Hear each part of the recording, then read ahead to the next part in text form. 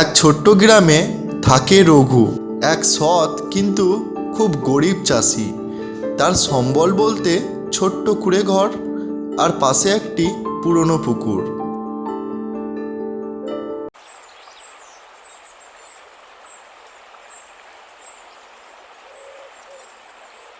এই জমিটুকুই আমার ভরসা। যদি ফসল হয় তাহলে সংসারটা একটু কোনো রকম চলবে। ভগবানের উপরে ভরসা রেখো, সব ঠিক হয়ে যাবে।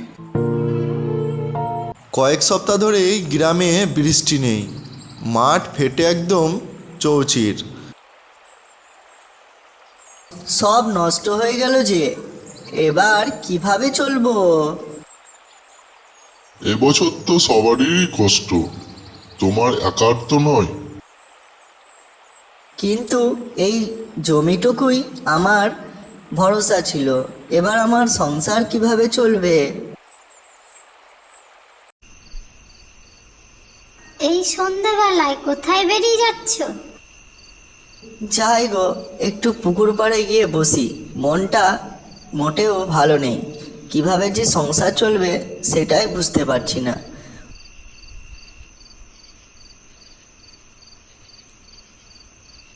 হে ভগবান, আমি ধন চাই না, শুধু দুমুঠো ভাতটা তো জুটিয়ে দাও।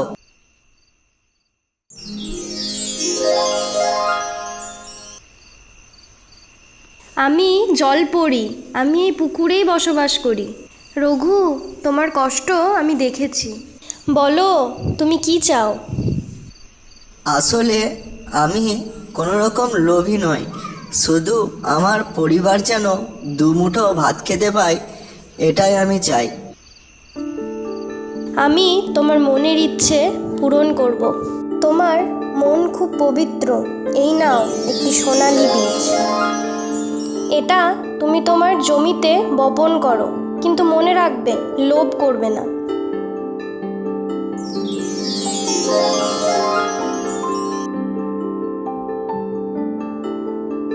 রঘু বীজটা তার জমিতে লাগাতেই একদিন পরেই পুরো ক্ষেত ধান খেতে ভরে যায়। কমলা, দেখো ধানগুলো সোনার মতো ঝলঝল করছে। হ্যাঁ গো, এ তো চমৎকার ঘটেছে। ভিডিওটি ভালো লাগলে লাইক, কমেন্ট আর সাবস্ক্রাইব করতে ভুলবেন না।